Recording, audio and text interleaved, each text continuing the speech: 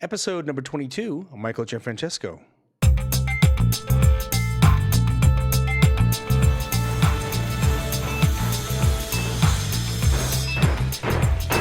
All right, cut to edge of stage. Great. All right, color frost. Check. 1, 2, 3. Check. Stand by, please. House to half, house out, running cues 1 through 10, bound cues 1 through 10. And welcome back to The Title Block, a podcast about Canadian theatre designers, their history, and their craft. And I am your host, Michael Cruz, once again. Wow, it's been a long time since I've seen you. October was our last episode. It's been a busy fall semester for me at school and at work, so I wasn't able to get to any more episodes. But I'm back. It's Christmas time here. It's December 2015, and I'll be working on a few episodes to get them up, to get caught up. But first, in 1998, I did a show down in Kitchener-Waterloo with a young company out of Montreal, led by Christopher Wilson, a fixture in the musical theatre world here in Toronto. And the designer of that show, Michael Gianfrancesco, was just out of Concordia University. They had done several productions in Montreal when he was there. And now they'd come to Kitchener, back to his hometown, to design Into the Woods, which was a lovely effort, full of people you would consider stars, I think, these days in the Toronto theatre scene. And we worked. I was the lighting designer on that production, and it was a lovely time. And since then, Michael Gianfrancesco has grown to become certainly on the A-list of designers here in Canada, working all over the country, Stratford and Shaw included. And in May of this year, 2015, I had the pleasure to talk about his life and his career and the show The Divine, a play for Sandra Bernhardt, which he was working on at the Shaw Festival. But first, a reminder to go to patreon.com/The Title Block Podcast to give us your support. Become a patron to make sure that we grow the show and continue interviewing designers from across Canada. Also, go to facebook.com and Twitter. You'll find us, The Title Block Podcast there. Follow us and share with your friends the episodes that you enjoy here. And go to thetitleblock.com for show notes and links to the people we talk about in the episodes. So that's about it. Thank you very much for the support of the people who have signed up on Patreon. And I will be getting out a few episodes over the next few weeks. For those folks first, of course, we'll have a first crack at it on patreon.com. And otherwise, thank you for your support. And here's my interview now with Michael Gianfrancesco.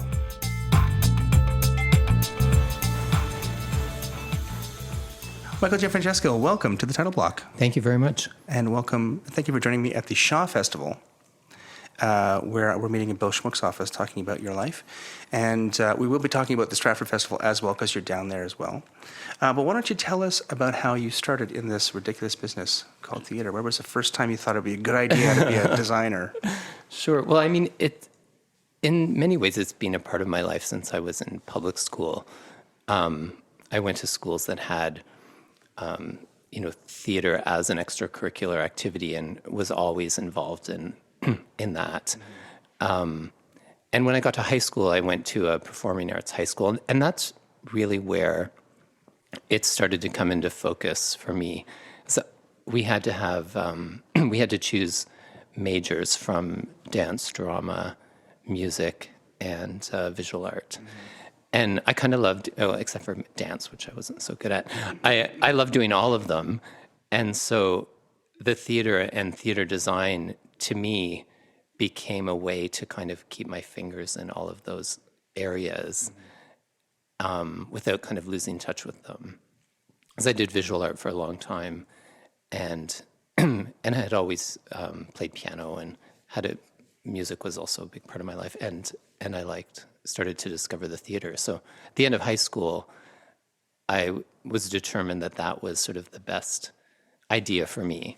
But I certainly had an early start in figuring that out.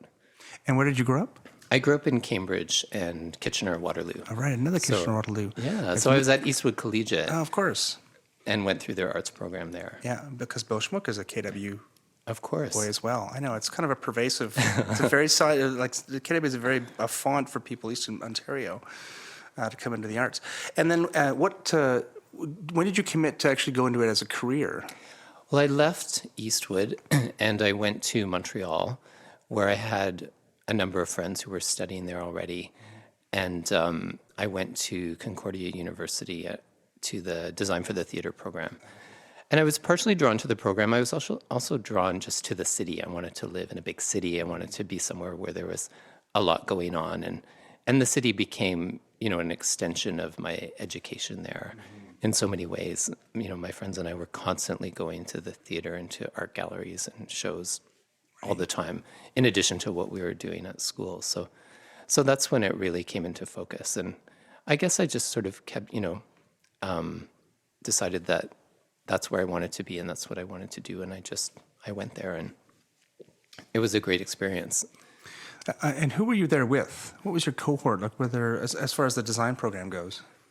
It was a very small program. In fact, I'm not even in touch with anybody anymore from that program. But I had a lot of friends at McGill University at the time who were in the opera program, and I was really interested in opera. And so I would often go to McGill, like while I was studying, and do shows there with the opera school and just kind of volunteer to work on their shows because I sort of thought they were more interesting. So That happens. and so I made a lot of friends and a lot of connections with people there in a way that I still maintain and work with in many ways. Mm-hmm.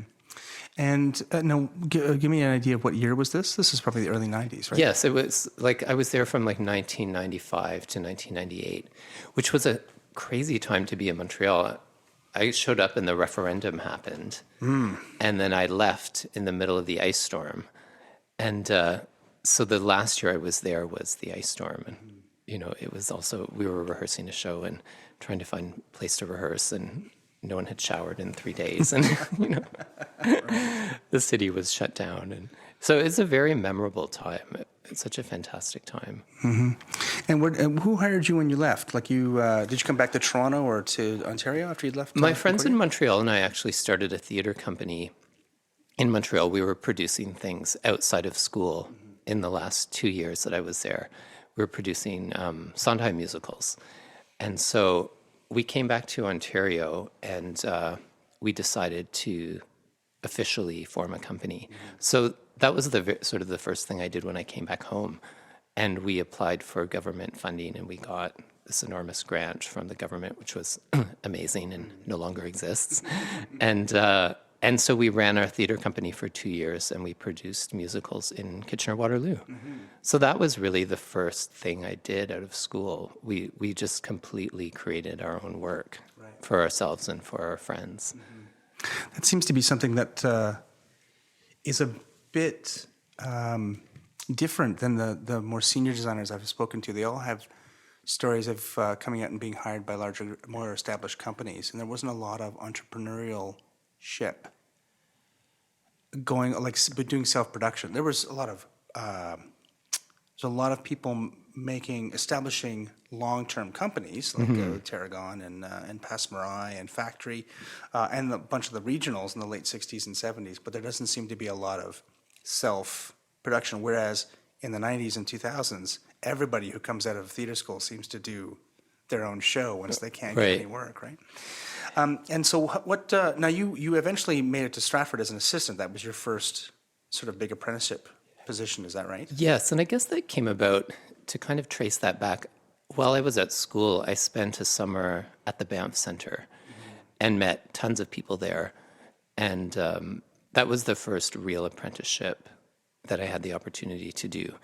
And they sent me the following year to Houston, where they were developing a new opera called Jackie O, where I worked with an assistant director who had been there that summer, and so we got to know each other. And through him, I got back to Toronto, and he invited me to go do a show in New Brunswick. So that was sort of the first regional show that I ever did. And while I was in New Brunswick, one of my teachers from Concordia, Pat Flood, said to me, "Oh, you're going to New Brunswick, you have to meet Patrick Clark." And so I just thought, okay, so, what do I do? And so she just gave me so I kind of just showed up at his door one day and knocked on his door and said, Pat Flood told me to come to your house. And he was very lovely and introduced myself to him. And eventually I worked with him for a couple of weeks on a show there. And then that season he had been invited to Stratford and he asked me to be his assistant. That seems to be the way things go as And well. It's total how do you happenstance. explain? Yeah, it just sort of, you're in a certain place at a certain time and you meet a certain person and somehow it all kind of unfolds. Yeah, exactly. Who were you at Banff with? Who were your instructors at Banff? I was assisting Terry Gunverdahl on a new opera piece, which was interesting because that also became sort of a theme in the kind of work that I've been doing as well, these new opera works. And so he was designing this brand new piece that was being developed. And I got to work with him all summer. And it was fantastic. That's great. Such a magical place to be. Yeah, indeed. That's what I hear as well. Everybody loves. I have never been to Banff. It sounds like a magical place to be if you can get out there as a student or even as a young professional who's looking to ramp up their career. It seems to be the place to go. What was your impression of Stratford when you first arrived as an assistant? This is what year? This is 1990? This was 2001. 2001, okay. I mean, Stratford was a place I had gone as a teenager during high school and with my family. So I was certainly aware of it. And I guess I had never imagined that I would get a chance to work there. Like, it was a place I had certainly admired and really aspired to be at. And suddenly there I was with Patrick working with him. So it was very exciting for me. And I had done a certain amount of work on my own up until then. So I think I had an understanding of what it took to put on a show. I'd done so many shows on my own with my friends and things like that. So to go and watch theater be created at such a high level was really an amazing experience to see, how they make costumes and wigs and shoes and scenery and props with, craftspeople at such a high level was really, really, really exciting. And it was a year when they had hired an entirely new group of assistants. So we were all there together, and that was a great kind of bonding experience. And I certainly have many friends from that time who we still work together and socialize together. And That's terrific. And you were assisting Patrick Clark. Who else were you working with at Stratford? Yeah, eventually. Over my time there as an assistant, I worked with Peter Hartwell, Deborah Hansen, Ann Curtis from the other Stratford, and those were the main designers that I worked with, who are all completely different, and I loved that, having that experience. Working with them all, they all taught me something unique, and they were such great teachers, and very, very pleasant to work with and to learn from. And so I felt like I took something different away from all of them. How many years were you there? I've done a total of 12 seasons up until now. I did 5 as an assistant. Okay. And while I was there, Richard Manette had just built the studio theater. And so it was it was a sort of a perfect timing kind of opportunity that in the past, the trajectory of a designer there was, you would assist and then eventually you would get your first show. And that had stopped happening for a number of years. And with the introduction of the studio theater, it was a great platform for a young designer to, cut their teeth on a show there. And so we as assistants Richard started giving us opportunities in that space, which was really quite incredible. And so he hired me to do my very first show there. And so that was sort of the transition for me out of assisting into designing. Design. And you told me before your big sort of breakout moment was out in Winnipeg. Is that right? Or the show that sort of made you? It was. I love doing musicals. I've always loved musical theater. And Ted Dykstra, who I didn't know at the time, got in touch with me and was interviewing people he was looking for a set designer for the Rocky Horror Show. And it was a co-production between MTC, or RMTC now. Right. They have royal status, and which they greatly deserve, and Canadian Stage Company. And I never really had to kind of sell myself, in that way. It's not a very Canadian thing to do, it seems. And so, but I thought the idea of doing the show really excited me, and doing it with Ted. And so I sort of came up with an initial concept, and I wrote to him and I said, well, this is what I would do with the show. And, I'm really excited about it. It'd be great. And then one day he just wrote me back and said, okay, you're doing the show.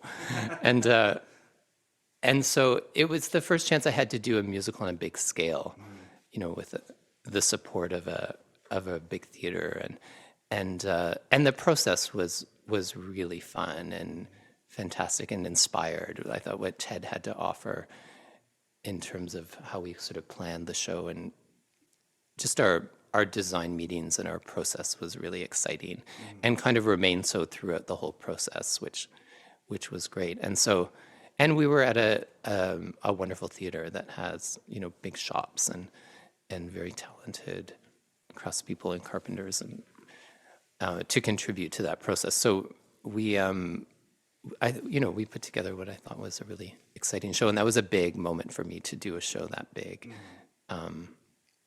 And then it came to Toronto after that. So, right. So you had the exposure both in the West and the East as well. When did you first start designing So when was your first year actually designed, continued designing at Stratford exclusively and not as an assistant? I guess it was a year or two after doing The Triumph of Love with Richard at the studio. Mm-hmm.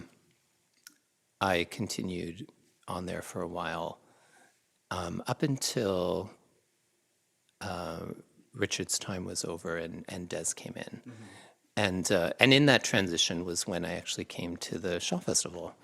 It's convenient.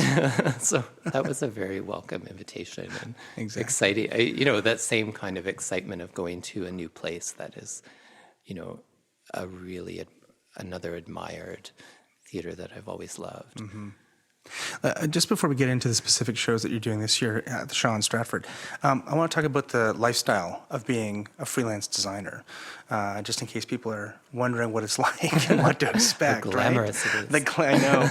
I think the two things that seem to be consistent, and you can agree or disagree with me about this, is at once the need to be constantly working, and the despite the fact that you are constantly working, there's a tenuousness about your success that it seems to be a source of, for me, it was a source of low level but constant stress of, everything's great for the next 6 months, but then what? Yeah. Right? Describe what it's been, what it's like for you, and whether or not, obviously you're continuing to do it, so it hasn't been overwhelming stress, but... I think you're right that that little bit of anxiety about what's coming up never really goes away for me. Mm-hmm. Yet somehow, it keeps going. And so there's the comfort in knowing that somehow things have worked out, mm-hmm. and will hopefully continue to, I think. And I think it's something you just get used to, but you also I find I get a bit addicted to the idea that there's always something new, mm-hmm. which is very exciting.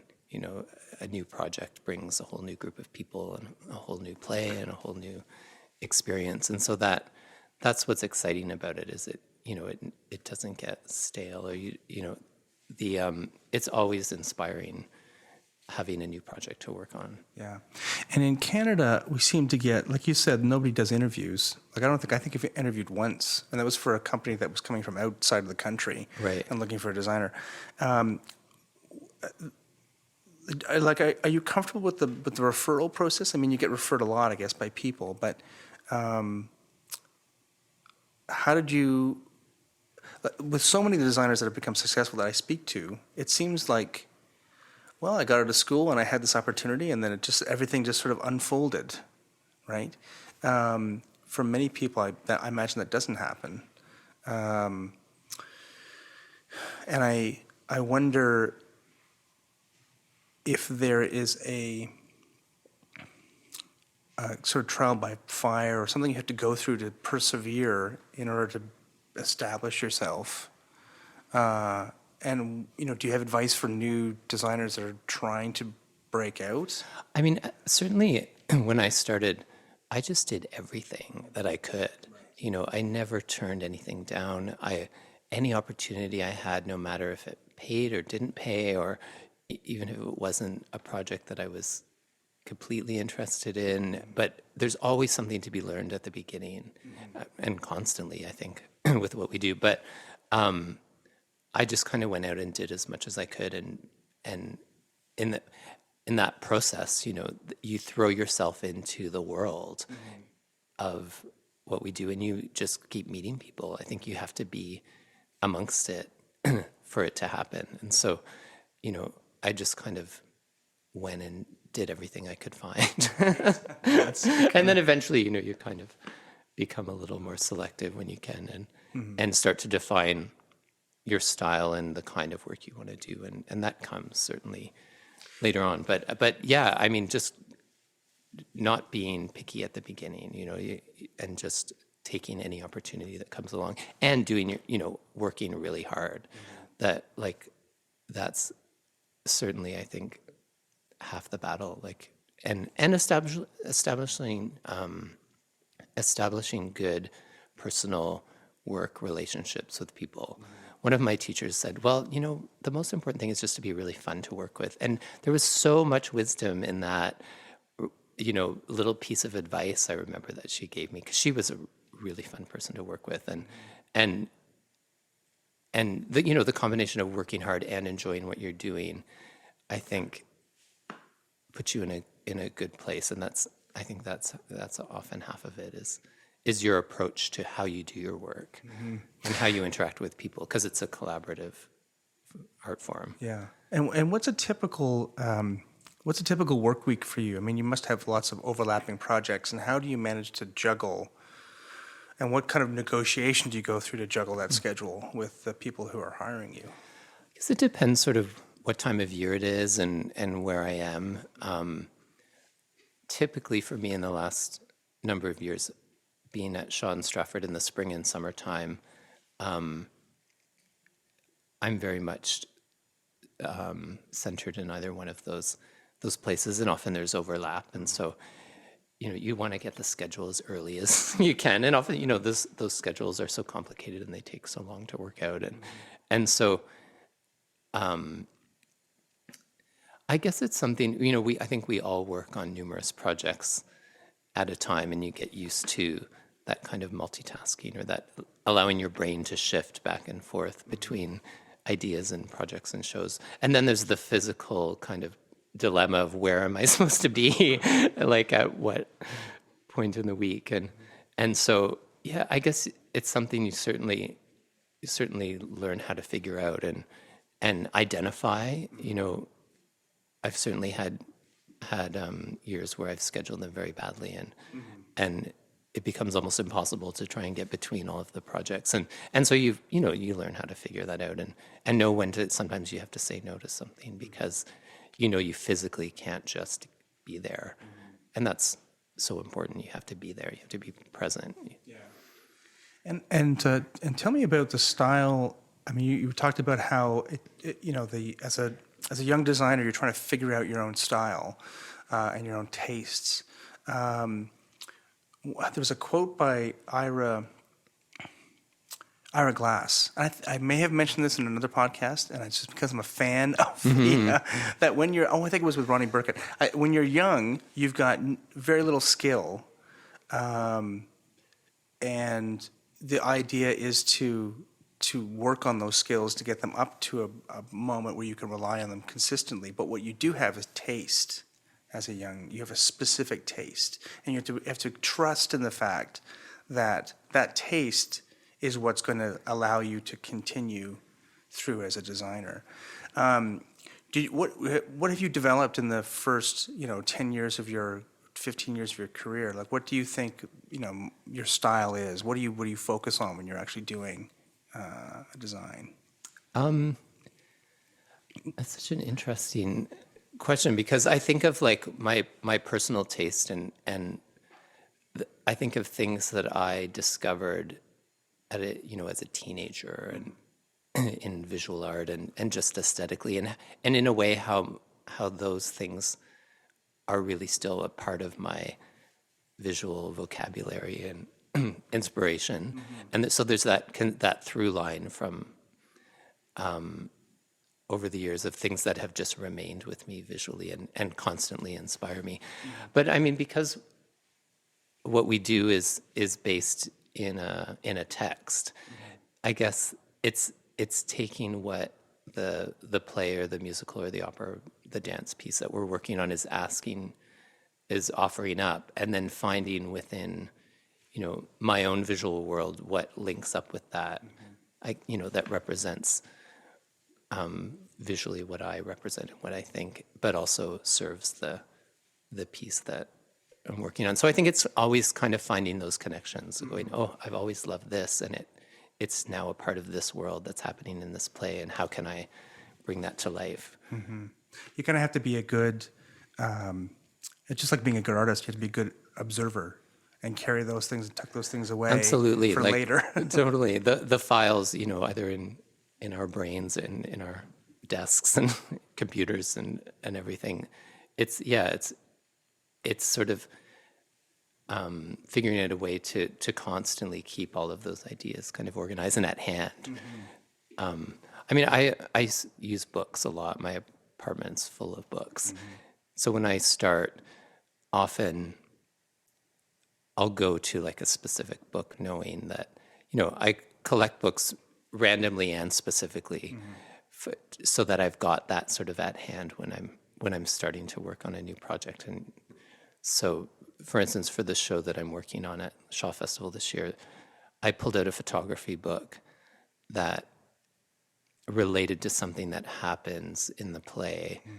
And in that book, there was one image that really fueled the design, as an example of sort of how. But, and that's a random, you can't put a timeline on that process too, right? That's sort of what's sometimes frustrating. You're like, well, I have to have an idea by next week, but the idea comes when the idea comes, right? I spoke to a designer this week. I won't mention who it is, but they were working on a project for another company, and they were stuck. They had writer's block, is how they described it. And, deadlines are looming, and there's no idea. Right? Nobody has, either the director hasn't given you an idea of specifically what they want, or you're just out, right? You're kind of exhausted and out.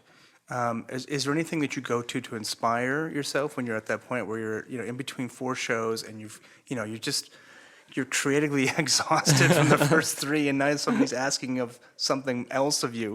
Do you have a go-to place where you go, or is it really just random?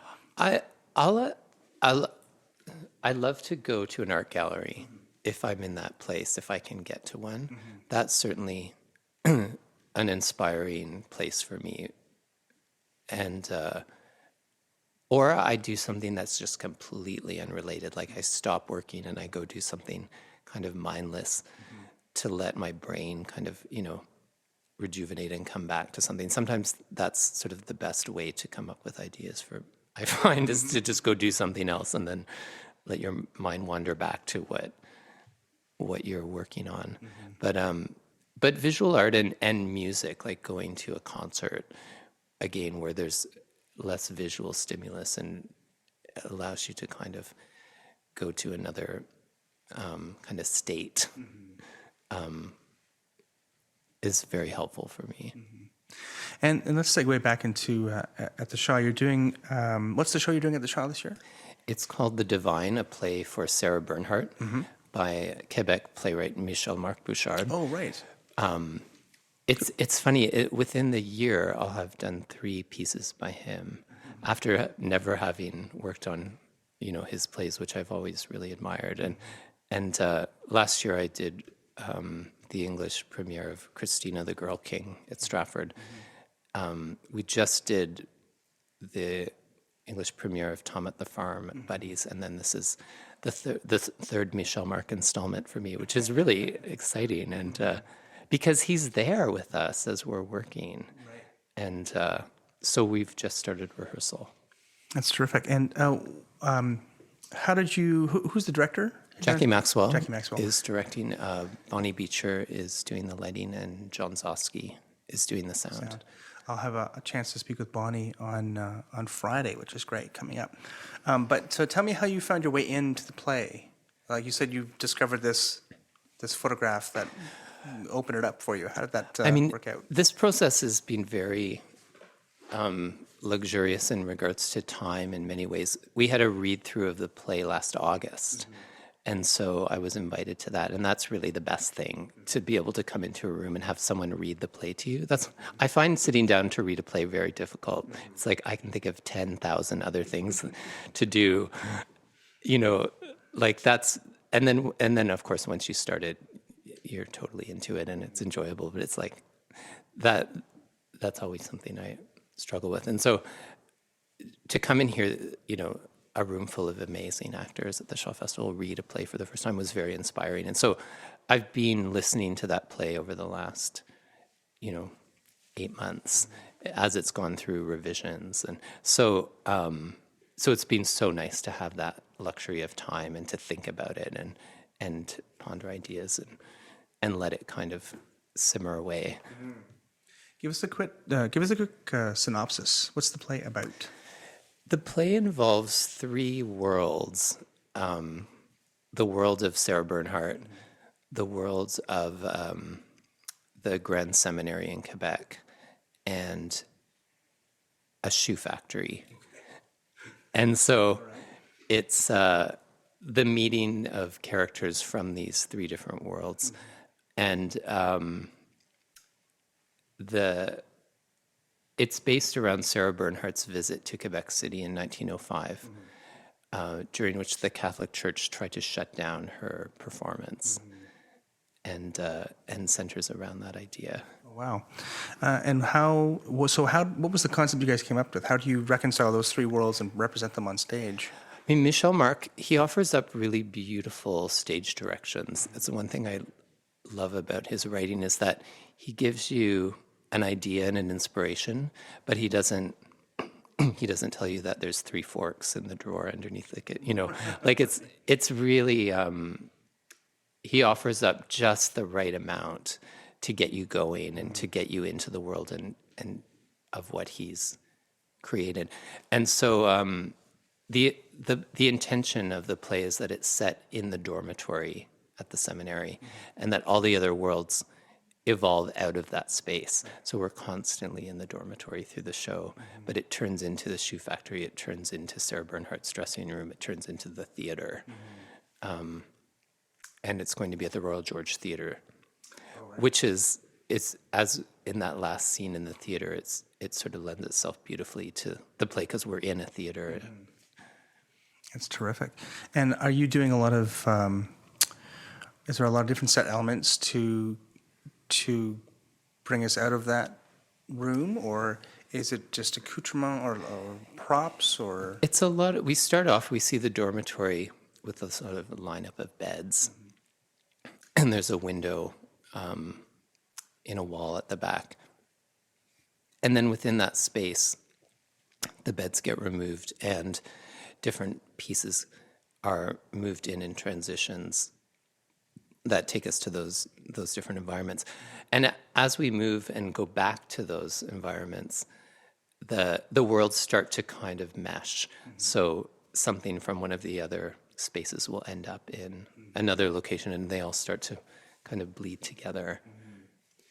Are you doing you're doing the costumes as well? Yes. Okay. Yes. How do you I imagine it happens all at once. Or are they two really separate processes for you to do the set and the costumes, or how do you think about them in I terms of always each other? think about them together, but if I'm doing both elements, I usually start with the set,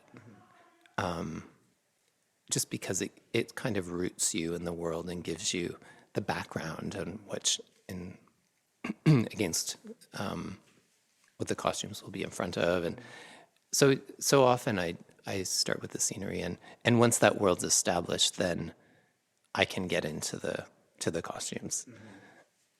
And how do you feel about working down on a large machine like this? I imagine it must be quite enjoyable as a designer to not have to worry about, we will find a table that will be pretty close, if not perfect. And if not, and we have the budget, we'll build it. Yes. Like, that must be quite different than doing independent theater. Will this fit in my car? Will I be able to get this back to Is there something you miss about the independent stuff when you work down here, or? I mean, I do both in tandem. So I do kind of love the experiences of both kinds of theater. I love going out on my own and looking for stuff and bringing it back and painting it and, being a part of that independent theater process. But you kind of get to flex your design muscles in a different way at a theater like the Shaw Festival or the Stratford Festival. And you really focus on your ideas, what the idea is, not how am I going to make it happen, and then having the support of all of the different departments and that collaboration, being able to work with someone who's making a piece for your show. I love that experience, talking about how we're going to build it. What does it have to do? What is the finish on it? What are the materials that we're going to use, and getting other people's input on, it's like, the best idea wins. I love when someone brings something to the table and says, well, this is okay, but what if we did it this way? And that's such a great aspect of what we do. And that collaboration is very satisfying. I was going to ask how your communication strategy changes as well, because I guess when you're doing small independent theater, working with one props person, or sometimes sourcing stuff yourself, I imagine you can use a lot of shorthand and say, I'll know the right lamp when I see it. Exactly. So it's true. You have to then, when you're working with a big team of people, you have to communicate really well. And, you have to provide reference or drawings, or you have to be able to tell someone exactly what it needs to be without doing it yourself. And that's a great skill. That's certainly a skill I learned, as I started working in bigger theaters. But having that experience in the independent theater, especially early on, I think is really important, because that's how you learn what someone else needs as well after you've done it yourself. Did you do a lot of training when you were at Concordia on the actual crafts that you required other people to help you out with? Like, did you do? I can't imagine there's a lot of furniture building.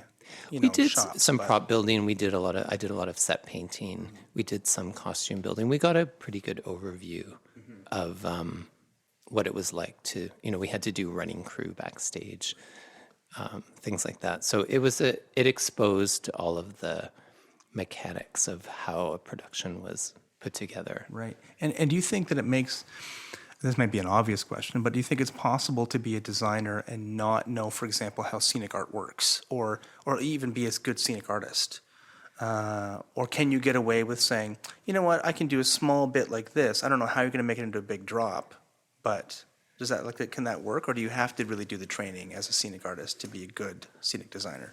I don't know. I think that depends on, who you are and how if you can create a scale rendering that communicates all of the information, then you don't need to know how to scenic paint. I think you need to know how to talk to a painter. I think that's what's important.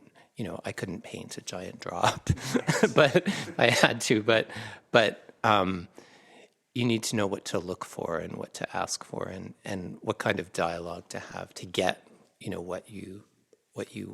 the final result of what you're hoping for. And how does it work? I am curious, because again, I'm not a scenic artist. How, when you paint something small, there's a certain scale. If you work at a small scale, you use techniques that probably are different than working at a large scale.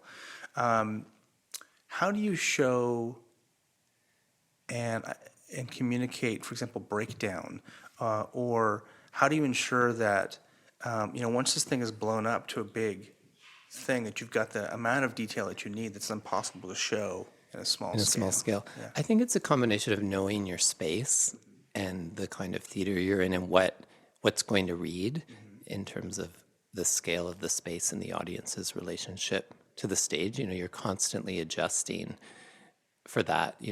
If you're at the Courthouse Theater, it's almost like doing a movie. You can really revel in detail. Whereas if you're on the main stage, you're going to do a different level of contrast and detail, and to get the visual idea across. But I think like for the floor for the Divine, the inspiration were the stone floors of the seminary. And so I worked with Gwyneth on, we talked about the color of the floor and the kind of texture in the floor, and she came back with this idea where she had taken a rubber squeegee and cut ridges into it and was dragging it across the floor, and presented this as an idea to achieve the texture we were talking about. It was a beautiful idea, and she really brought to the table all of these kind of techniques to make the concept or the idea happen in reality. Right. So as long as you can share the emotive content of whatever it is you're trying to create, and make sure the other person understands that, you'll come up with something that is appropriate. Maybe not. It's not identical to the model, but it'll be pretty close and express what you're trying to express. Exactly. And the painters who have been painting scenery for these theaters, they know they contribute a lot because they know what's going to read and what's going to work as well. So I often rely on their suggestions. That's a great lesson for everyone. So just give me a second. Was there any other questions I had about the Diviners? I don't think so. Okay. So the next thing, the thing you just actually finished doing The Sound of Music. Yes. At Stratford.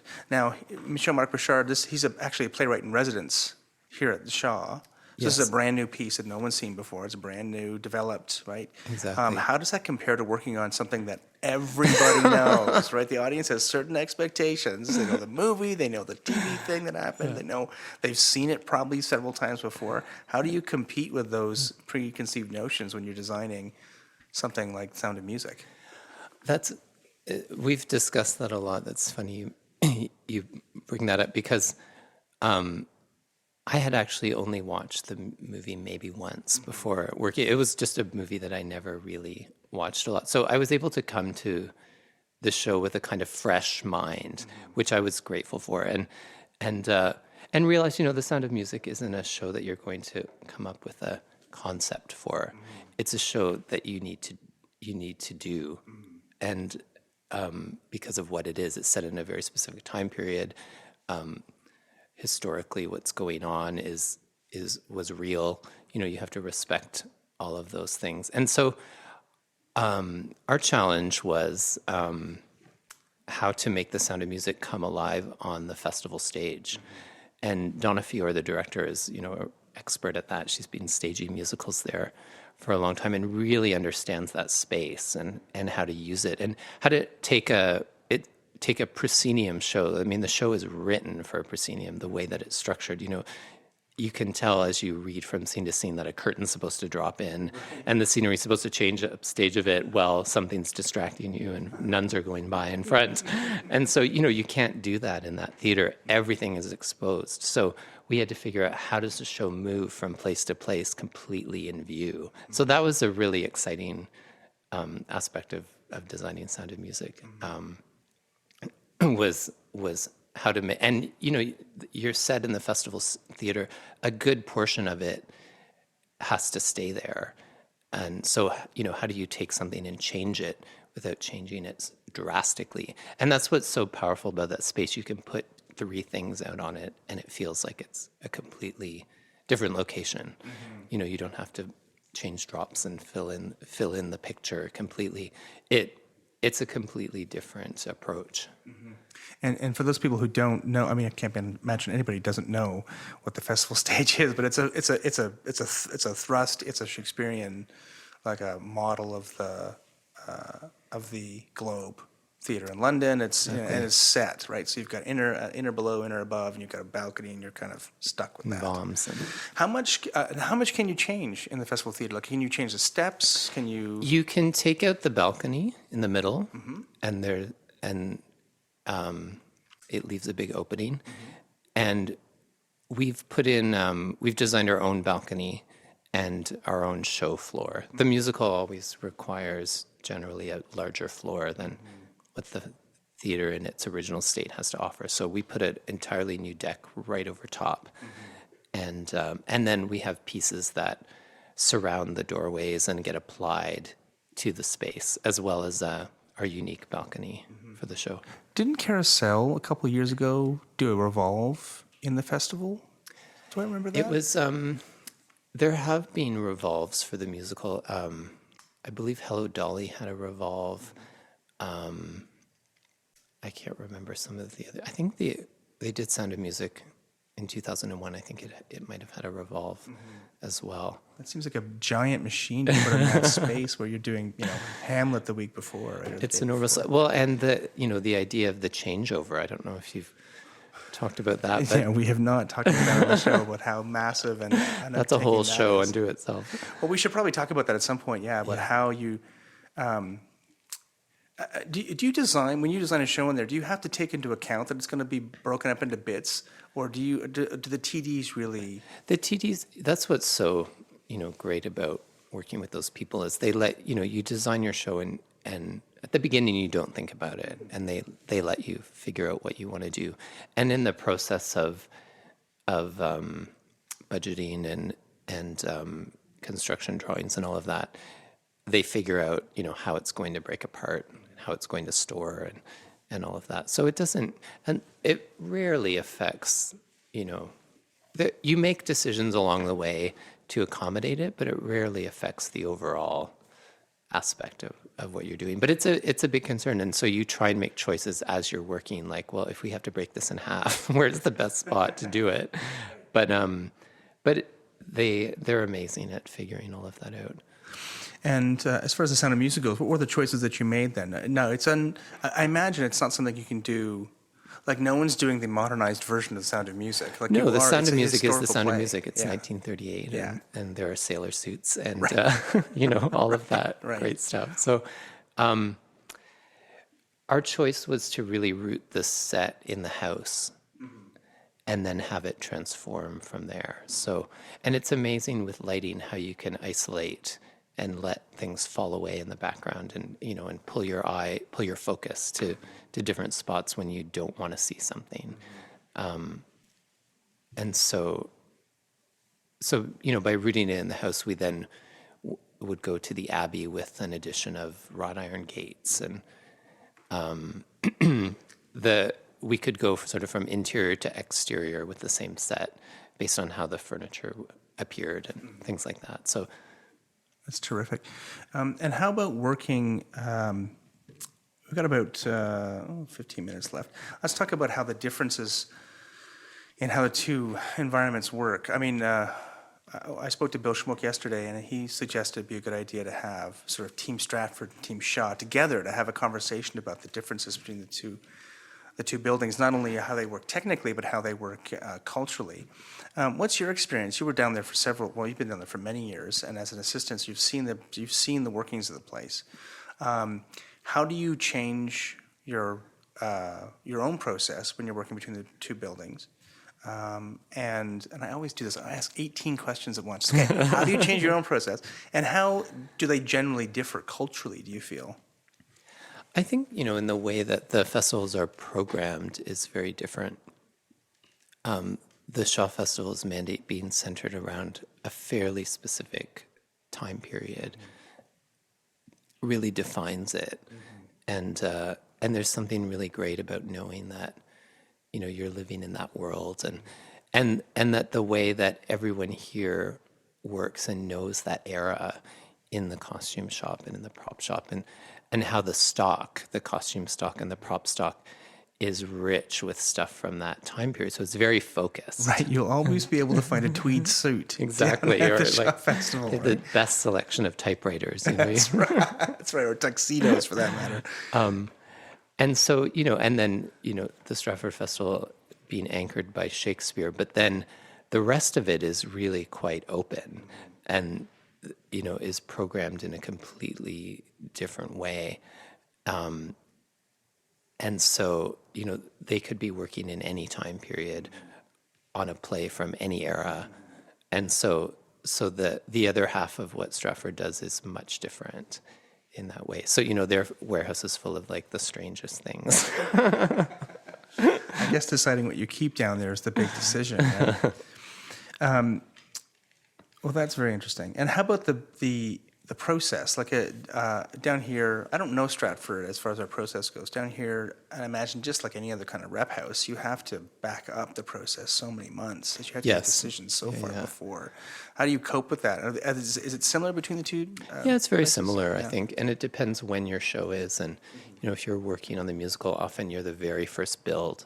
So you're going into the scene shop in September.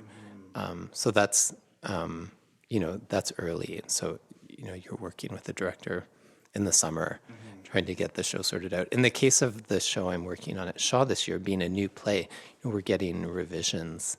Last week we got revisions. So it's interesting trying to fit that process into the environment of a place that, does plays that normally everybody knows. And so I've been really holding off on, finishing things because of the changes that have come our way and trying to work in tandem with the process of the play developing. So there's things we're still working out as we're in rehearsal. Mm-hmm. Yeah, that is kind of different down here. Everything is they're so used to doing plays that are 100 years old that a brand new play, those decisions, like once you go down that road, you often can't come back up it. So you have to kind of deal with what you've got, right? Yes and no. I mean, the theater's been very supportive in terms of supporting that process too, and realizing some things aren't going to be figured out until, halfway through rehearsal. So right. And what are you up to next? Now, you've got Shaw in Stratford.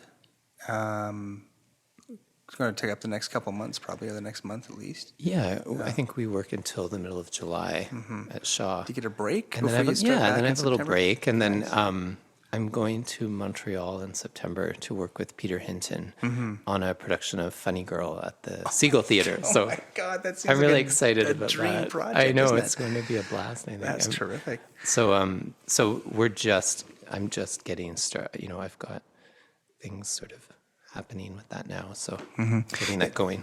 Is there something that you've always wanted to do that you have not had a chance to do? Yeah, I mean, you love musical theater. Is there like your dream production you want to work on? I mean, besides Funny Girl with Peter Hinton, come on. I'd love to do some more ballet.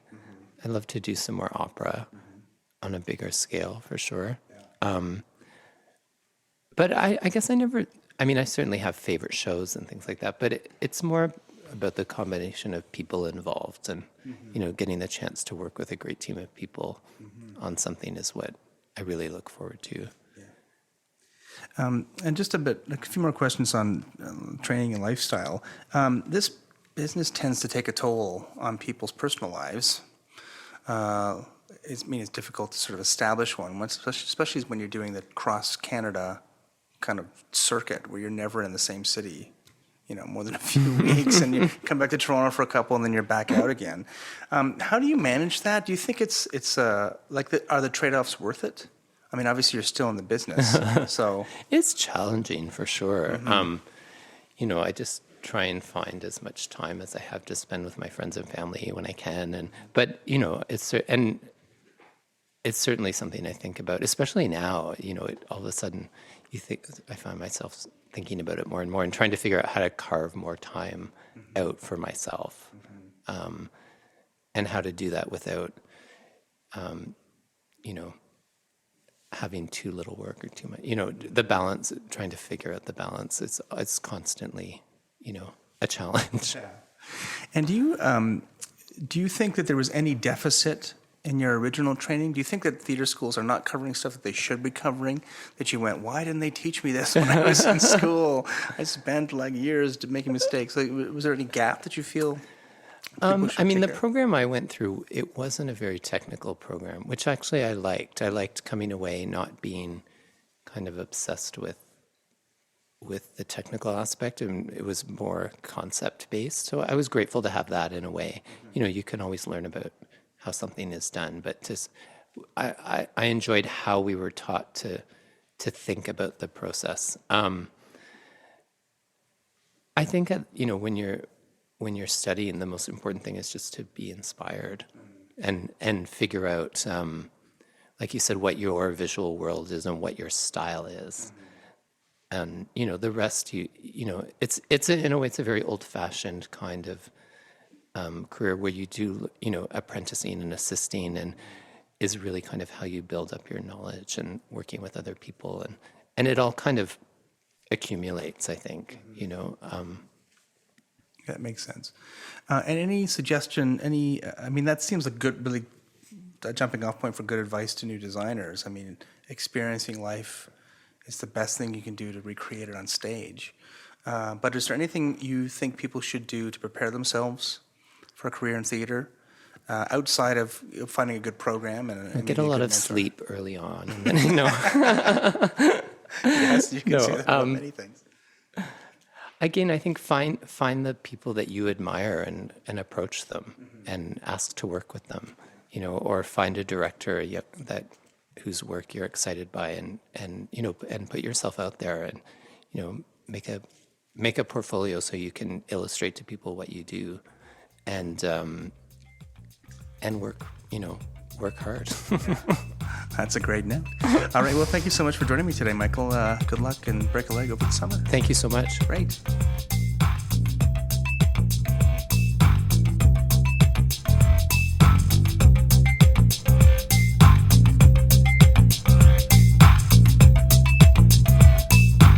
And that was set designer Michael Gianfrancesco speaking to me from the Shaw Festival in May of 2015.